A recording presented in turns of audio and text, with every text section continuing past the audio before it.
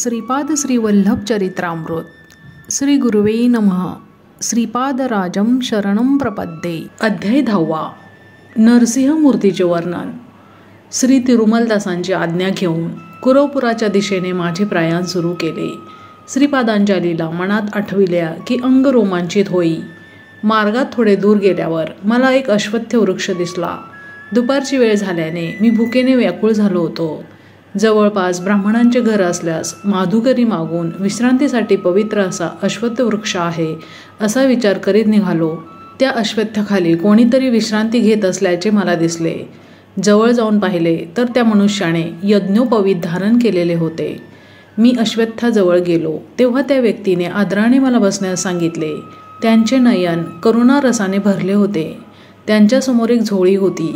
त्यात खाद्यपदार्थ काही नव्हते, परंतु एक ताम्र पात्र तेवढे होते.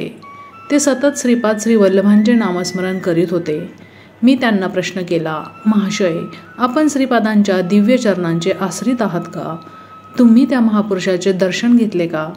ते म्हणाले, माझा जन्म स्वदैश्य कुलात झाला असून मला सुभय्य सृष्टी असे म्हणतात. आमच्या वंशाचे नाव ग्रंथी आहे. आमच्या पूर्वजापासून सद्ग्रंथ पारायणाची परंपरा आहे, म्हणून आमच्या घराण्यास ग्रंथी असे नाव पडले. माझ्या लहानपणी मला मातापित्याचा वियोग झाला. माझ्या घरी धनसमृद्धी आहे. मी दूर देशात जाऊन अनेक प्रकारचे व्यापार करतो.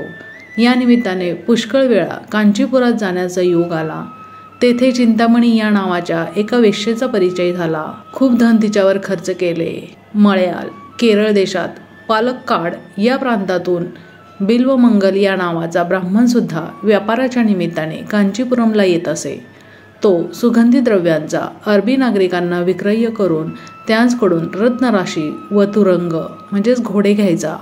कधीकधी आम्ही दोघेजण मिळून व्यापार करीत होतो. दुर्दैवाने आम्ही दोघे वेश्येच्या संगतीत भ्रष्ट झालो. अरबांशी थोडा काळ आमचा व्यापार चांगला चालला. त्यानंतर अरबांनी आमच्याकडून उच्च जातीच्या अश्वासाठी अधिक धन घेऊन निम्न जातीचे घोडे आम्हाला दिले, जेणेकरून व्यापारामध्ये आमचे नुकसान झाले. आमच्याकडून चांगले घोडे राजे महाराजे विकत घेत. व्यापारात नुकसान झाल्याने आमची संपत्ती नष्ट झाली. माझी पत्नी मनोव्यथेने मरण पावली. मला एक मंदबुद्धी असलेला पुत्र होता. त्याचा अकाल मृत्यू झाला. बाबा रे, सगळ्या तीर्थात श्रेष्ठ आणि विख्यात असलेले पादगया तीर्थक्षेत्रात असलेले पिठिकापूर आमचे मूळ गाव. मी अज्ञानी असताना देवब्राह्मणांचे अनिष्ट करीत होतो. ऋण वसुली करण्यास निर्दयतेने वर्तत होतो.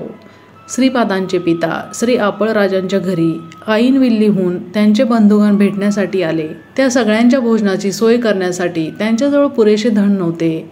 ते दानाचा स्वीकार करीत नसत. श्री व्यंकटपय्या श्रेष्ठींच्या घरातून आणलेल्या भिक्षेने उदरनिर्वाह व उचित व्यवहार करीत. श्रेष्ठींचे कुलपुरोहित असल्या कारणाने भिक्षेऐवजी धनाचा स्वीकार करीत नसत. नाईलाज म्हणून त्यांनी एक वराह एवढ्या रकमेचे जिन्नस आमच्या दुकानातून उधार नेले. बंधुगण गेल्यावर माझी रक्कम परत करण्याचे आपळराजांस मी बजावले होते. हातात एक कवडी पण नाही. मला जेव्हा धन मिळाले तेव्हा मी अवश्य परत करीन असे राजशर्मा म्हणाले. मी चक्री व्याज घेण्यात तरबेज होतो. काळ लुटला. व्याजावर व्याज चढवून खोटे हिशोब दाखवून 10 वराह देणे बाकी आहे असे राजशर्म्यास कळविले. तेवढे धन मला देण्यास राजशर्मांना आपले राहते घर विकावे लागले. त्या काळातल्या दराप्रमाणे ते घर मी विकत घेतल्यास राजशर्म्यांना 1-2 वराह दिल्याने हिशोब बरोबर असे मी अनेकांना सांगितले होते. राजशर्म्यांना गृहविहीन करणे हाच माझा संकल्प होता. माझा हा दुष्ट विचार लक्षात येताच व्यंकटपय्यांनी माझी निर्भत्सना केली. अरे दुरात्म्या, धनाच्या मदाने मनास येईल तसे वागत आहेस.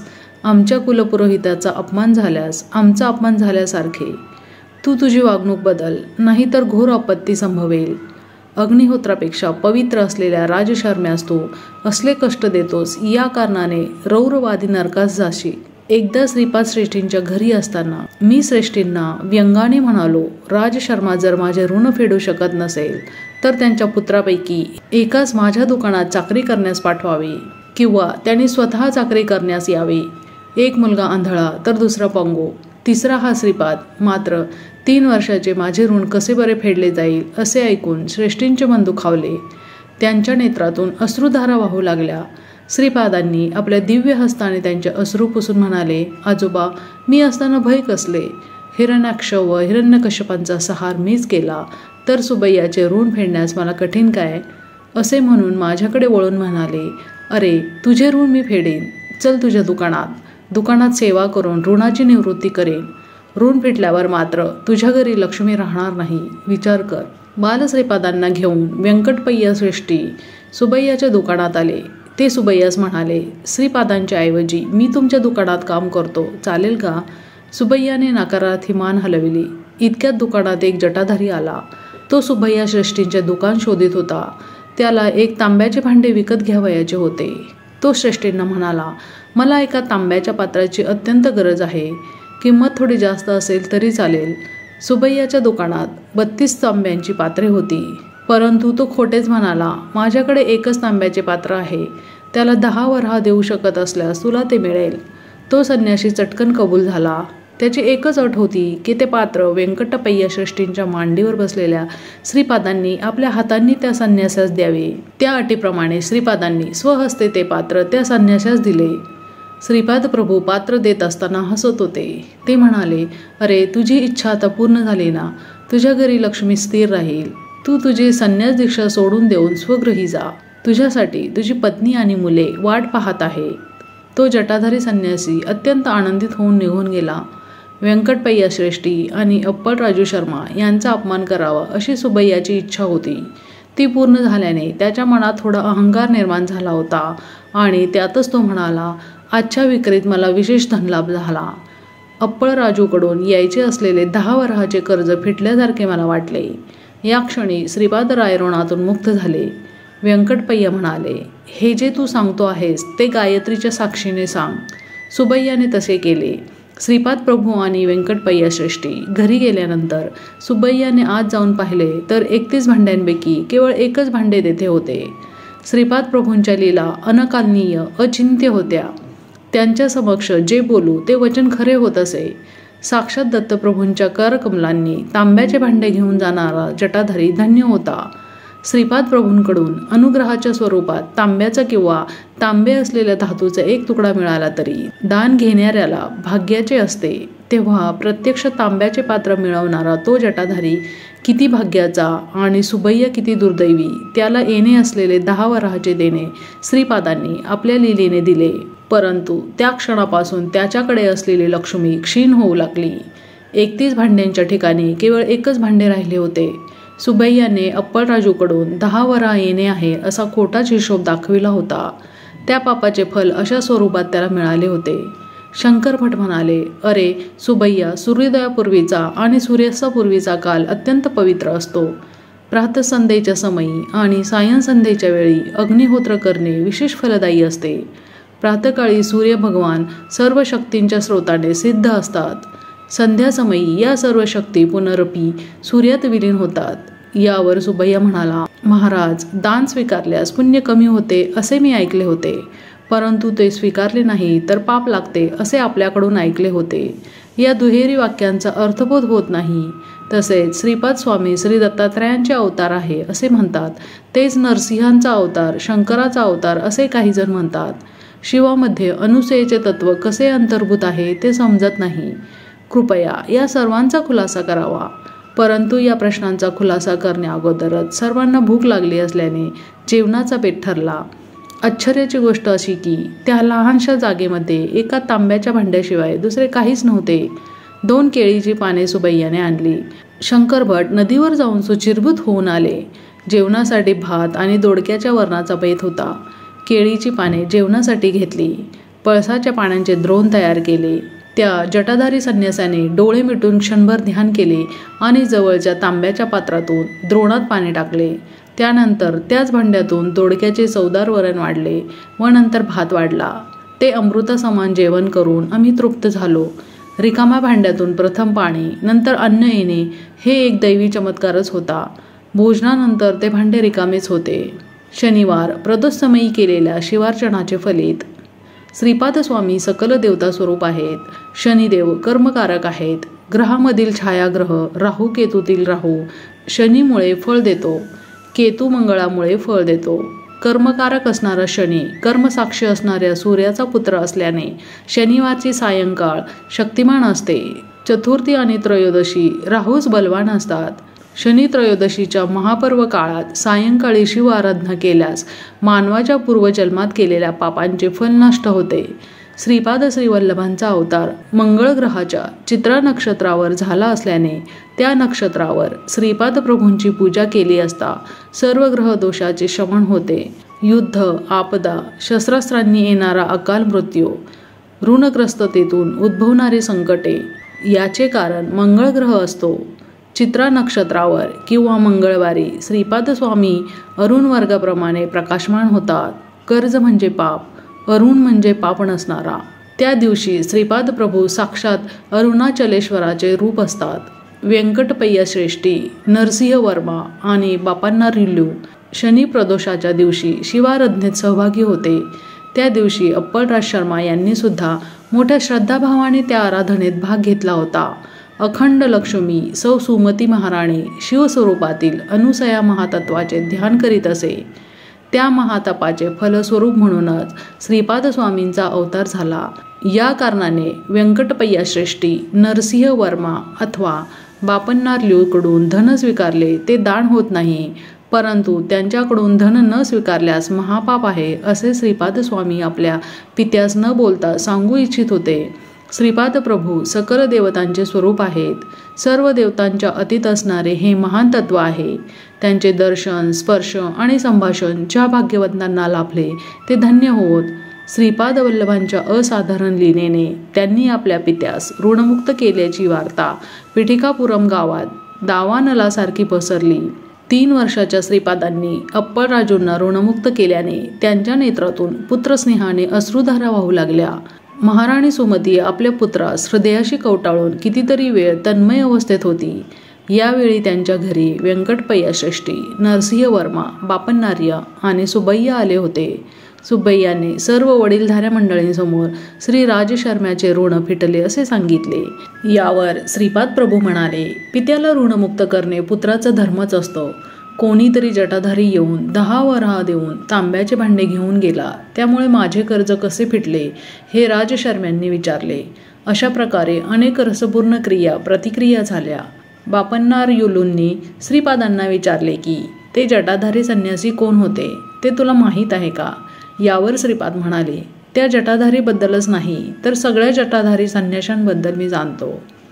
श्रीपाद स्वामी कोण आणि त्यांचे स्वरूप? बापन्नार्ल्यू श्रीपादांना म्हणाले, तू 3 वर्षांचा बालक आहेस, परंतु मोठ्या माणसासारखा बोलतो आहेस. सर्वांबद्दल माहिती असावयास तू सर्वज्ञ आहेस काय? यावर श्रीपाद म्हणाले, मी 3 वर्षाचा आहे असे तुम्हाला वाटते, परंतु मला तसे वाटत नाही. माझे वय अनेक लक्ष वर्षांचे आहे.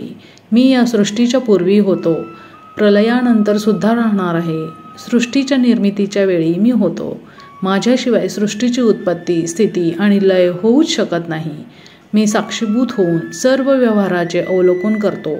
यावर बापन्नाचार्यालू म्हणाले, श्रीपादा, लहान मुलांनी आपण चंद्रमंडळात आहोत असा केवळ विचार केल्याने आपण चंद्रमंडळात असतो असे नाही. प्रत्यक्ष अनुभव असावयास हवा. सर्व ज्ञान, सर्व व्यापकत्व, सर्व शक्तितत्व हे केवळ जगन्नियंत्याचेच लक्षण आहे. यावर श्रीपाद म्हणाले, मी सर्वत्र स्थित असणारे आदितत्व आहे.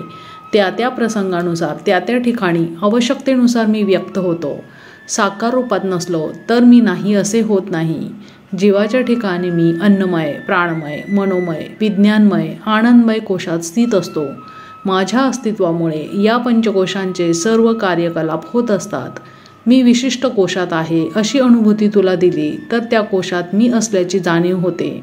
मी तुला माझा अनुभव दिला नाही याचा अर्थ मी तेथे नाही असा मात्र होत नाही. मी सर्वव्यापी आहे. सर्व ज्ञान, विज्ञान माझ्या चरणाशी लीन आहेत. माझ्या केवळ संकल्पाने ही सर्व सृष्टी निर्माण झाली. मी सर्व शक्तिमान आहे. यात आश्चर्य काय आहे? यावर अप्पलराज म्हणाले, बाळा, लहानपणापासून तू म्हणजे आम्हाला एक कोडे आहेस.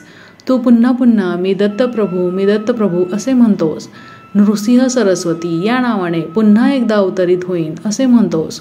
लोक तर कावळे आहेत. पिठिकापुरममधील ब्राह्मण तर नरक लोकातील लोखंडी कावळ्यांपेक्षा सुद्धा भयंकर आहेत. ते या सगळ्याला मनचांचल्य आणि बुद्धिभ्रष्टता असे म्हणतात. आपण ब्राह्मण आहोत, आपण विधियुक्त धर्मकर्माने आचरण करणे चांगले आहे. याखेरीज तुला देवाचा अंश असलेला अवतारी पुरुष आहे असे म्हणणे म्हणजे केवळ अहंकाराने म्हणतो आहोत असे ते मानतात. यावर श्रीपाद प्रभू म्हणाले, तात आपण सांगता ते मी अमान्य करीत नाही, परंतु खरे ते सांगितले पाहिजे ना. पंचभूताकडून साक्ष देण्याची वेळ आल्यास मी दत्तप्रभू नाही असे सांगणे म्हणजे असत्य भाषणाचा दोष लागणार नाही का? नभोमंडलातील सूर्याला तू सूर्य नाहीस असे म्हटल्याने तो सूर्य नाही असे होईल का? सत्य देशकाल अबाधित असते. आपल्या पिठिकापुरममधील ब्राह्मण स्वतः देहधारी मनुष्य समजून जसे मनुष्यत्वाचा अनुभव घेत आहे, त्याप्रकारे मी सुद्धा सर्वज्ञत्व, सर्वशक्तित्व, सर्वांतर्यामित्व असलेला दत्त आहे. हे तत्व मी सारखे पदोपदी सर्वांच्या अनुभूतीस आणून देत आहे. युगामागून युगे जाऊ शकतात, अनेक जगत, सृष्टी, स्थिती लयाला जाऊ शकतात, परंतु साक्षात दत्त असणारा मी दत्त नाही असे कसे होईल? यानंतर बापण्णा रेल्लू म्हणाले, श्रीपादा, जटाधारी दृष्टी आर झाल्यावर सुभय्याकडे असलेल्या 31 तांब्यांच्या भांड्यापैकी एकच उरले. तू काही चमत्कार करून ते अदृश्य केलेस काय? यावर श्रीपाद प्रभू म्हणाले, सर्व घटना काळाच्या कर्माच्या अनुसार कोणत्या तरी कारणाने घडत असतात. कारणाशिवाय कार्य होऊ शकत नाही, हा निसर्गाचा अनुल्लंघनीय नियम आहे. हे सुबैया पूर्वजन्मी जंगल प्रदेशातील दत्त पुजारी होते, परंतु जंगलामध्ये दत्त दर्शन क्वचितच घेत असत. त्यांच्यात स्त्रीवासना अत्यंत प्रबळ होती. स्त्रीलोलूप असणारा हा पुजारी प्राचीन कालातील पूर्व परंपरेतील पूजेतील मोठी तांब्याची दत्तमूर्ती विकण्याच्या विचारात होता. त्याप्रमाणे एके दिवशी त्याने ती मूर्ती विकली व आलेले धन वाममार्गाने खर्च केले. लोकांमध्ये मात्र श्री दत्ताची मूर्ती चोरीस गेल्याचे वर्तमान पसरविले. जटाधारी बनून आलेला संन्याशी पूर्वीच्या जन्मात लौकिक व्यवहारात अडकलेला सोनार होता. त्याने धनाच्या आशेने त्या दत्तमूर्तीस वितळविले होते. या जन्मी तो जन्मदरिद्री होऊन जन्माला आला. दत्तमूर्तीची पूजा अनेक वर्षे केल्याच्या पुण्याईने त्या पुजाऱ्यास श्रीमंत अशा श्रेष्ठीकुलात जन्म मिळाला. या दोघांनी ती मूर्ती विरघळवून त्याचे 32 तांब्यांचे भांडे बनवून विक्रय केला होता. त्या सोनाराच्या घरी नरसिंह देवाची आराधना करीत असत. नरसिंह देवाच्या मूर्तीसमोर ही तांब्याची भांडी घडवली होती. दैवाच्या संकल्पाने नृसिंहाच्या 32 अवताराच्या अंशांनी त्या तांब्याच्या भांड्यात प्रवेश केला होता. या जन्मात पूर्वजन्माचे ज्ञान होऊन त्या सोनाराने माझी अनन्य भक्तिभावाने सेवा केली. त्याचे दारिद्र्य दूर करण्यासाठी त्याने मनापासून माझी प्रार्थना केली. मी प्रसन्न होऊन दर्शन दिले आणि पिठिकापुरमला येऊन माझ्या हातून तांब्याच्या भांड्यांचा स्वीकार करण्यास सांगितले होते. तसेच 10 वराह श्रेष्ठीला देऊन मला बंधविमुक्त कर असे सांगितले होते. तो तसे करून धन्य झाला. त्याची आर्थिक समस्या दूर होण्याचा त्याला मी आशीर्वाद दिला होता. त्याच्या देणेदाराचा त्रास चुकवण्यासाठी त्याने जटाधारी संन्याशाचा वेश घेतला होता. मला जटाधारीबद्दल सर्वच माहिती आहे ना. हा सुबैय श्रेष्ठी आमच्या कुटुंबाकडून खोटेपणाने 10 वराह वसूल करून घेणार होता. त्याला 10 वराह मिळतील अशी व्यवस्था मी केली, परंतु याच्या बदल्यात त्याचे सर्व पुण्यफल नष्ट झाले. हे सुबैया, चिंतामणीबरोबर तू केलेले सर्व शृंगार चाळे मला माहीत आहे. तुझी कथा माझ्या कथामृतात हास्यास्पद होईल. तू झोळी घेऊन लहान मुलांना लागणारे खाण्याचे पदार्थ विकून आपला उदरनिर्वाह चालवशील. तुझ्याकडून घेतलेल्या पैशांनी माझ्या मातापित्याने त्यांच्या नातेवाईकांच्या भोजनाची व्यवस्था केली होती. तुझ्यापेक्षा जास्त मला वाण्याचा हिशोब समजतो. जेवणातील वरण भात व दोडक्याची भाजी करण्यातच तुझे पैसे संपून गेले होते. बाकीच्या खर्चासाठी माझ्या वडिलांच्या कष्टाचे पैसे खर्च झाले होते. तुला अन्नान्न दशा आली म्हणजे तुझ्याकडे असलेल्या तांब्याच्या पात्रातून तुला पाणी, वरण भात व दोडकेच प्राप्त होतील. ते तू खाऊन इतरांना खाऊ घालण्या इतपतच मिळतील, असे श्रीपाद प्रभू तीव्रतेने म्हणाले. श्रीपाद प्रभूंचे मुखमंडल दिव्य, प्रखर, तेजस्वी असे दिसत होते. त्यांचे डोळे अग्नीच्या गोळ्यांप्रमाणे लाल दिसत होते. ते पुढे म्हणाले, ए सुबैया श्रेष्ठी, आज रात्री तुझ्या घराच्या दक्षिण दरवाजाजवळ एक म्हैस येईल. तुझा अंतकाळ जवळ आल्याचे तुला कळावे यासाठी यमधर्मराजाने पाठविलेला तो निरोप आहे. मी तुझ्यावर एक अनुग्रह करीत आहे. तू स्वतःच्या हाताने स्वयंपाक करून दोडक्याचे वरण आणि भात त्या म्हशीला खाऊ घाल. त्या म्हशीची ही एकच इच्छा तू पूर्ण कर. ते अन्न खाल्ल्यावर तुझ्याऐवजी ती म्हैस मरून जाईल, परंतु त्या क्षणापासून तू खूप गरीब होत जाशील. तू झोळी घेऊन मी सांगितलेले काम कर. त्यानंतर तुझी अन्नान्न दशा झाल्यावर मी अनुग्रह केलेल्या तांब्याच्या भांड्याचा तुला उपयोग होईल, असे कडक शब्दात श्रीपाद प्रभू म्हणाले. त्यावेळी व्यंकटप्पा श्रेष्ठी रागात असलेल्या श्रीपादांना पाहून भयभीत झाले. त्यांनी श्रीपादांना असे रागात आलेले कधीच पाहिले नव्हते. तेव्हा श्रीपाद म्हणाले, आजोबा घाबरलात का? मी नरसिंह मूर्तीच आहे. तुम्हाला वर देऊन तुमच्यावर कृपा करीत आहे. वाणी कुळातील लोकांना शाप देईन असे आपणास वाटले काय? माझी बहीण वासवीने तिच्या कुलातील लोकांना त्यांच्या सौंदर्यात थोडी त्रुटी असण्याचा शाप दिला होता. मी श्रीपाद त्याच तत्वाचा सर्व वाणी निर्धन होतील असा शाप देईन अशी आपणास भीती वाटले काय? आपण घाबरू नका. दैवाला जातकुळ असे काही नसते. तसेच भक्तांना सुद्धा जातीकुळ नसते. आर्य वैश्यांचा आणि माझा अनुबंध फार जुना आहे. बापन्नार्य पूर्वीचे लाभाद महर्षीच ना. वाण्यांमध्ये लाभाद महर्षी गोत्र नष्ट झाले आहे.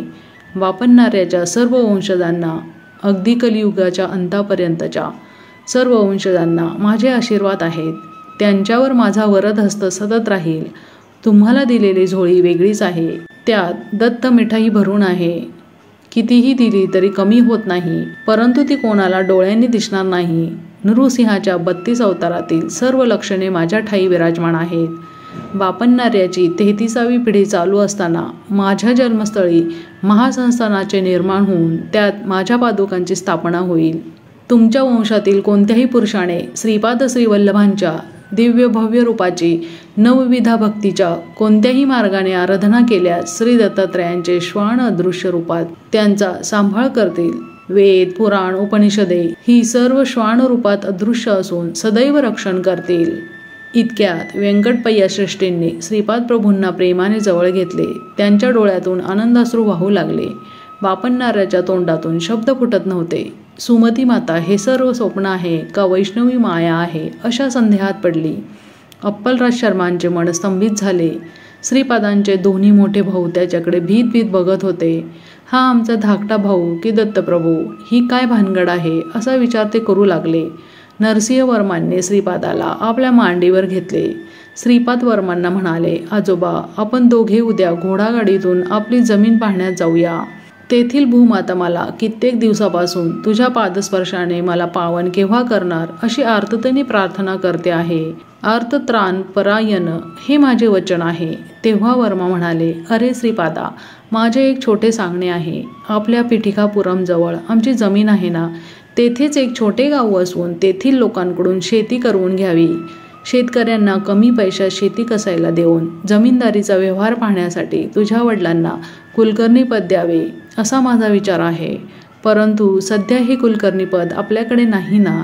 यावर श्रीपाद प्रभू हसून म्हणाले, आजोबा तुम्ही तुमच्या जमीनदारीचा विचार केला, परंतु माझ्या जमीनदारीचा विचार नाही केला हे मला मान्य नाही. अगोदर वडिलांना कुलकर्णी पद करा म्हणावं, त्यानंतर तू कुलकर्णी पद सांभाळायचं आहे असे वर्मा म्हणाले.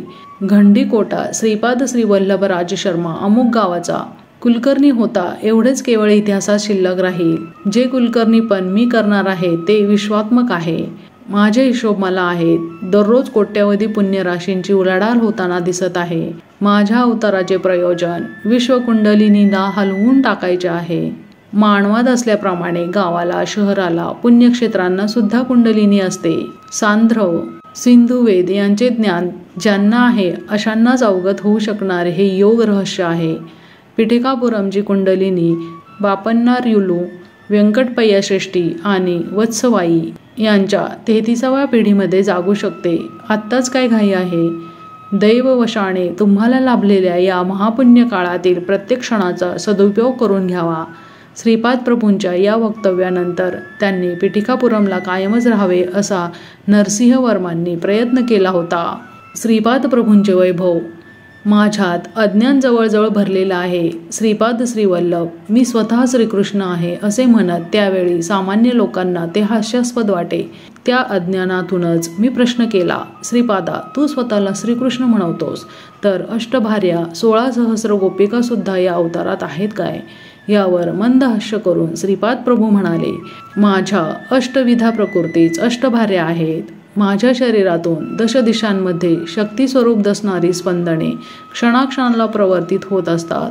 अशा प्रकारे प्रत्येक क्षणाला एका एका कलेमधून शरीर, मन आणि आत्मतत्वामधून 1000 स्पंदने प्रवर्तित होतात। या प्रकारे 16 कलांमधून एकूण 16,000 स्पंदने प्रवर्तित होतात। याच माझ्या 16,000 गोपिका आहेत। पूर्णावतारात त्या सर्व कला मानव रूपात आविर्भूत झाल्या होत्या। या अवतारात त्या सगळ्या निराकार रूपात स्पंदनशील आहेत। विविध देवतांद्वारा माझी पूजा आराधना करण्यात काहीच उग नाही, ती माझीच आराधना आहे। माझ्यातील शिवस्वरूप, विष्णुरूप आणि ब्रह्मस्वरूप यांची आराधना करता येते।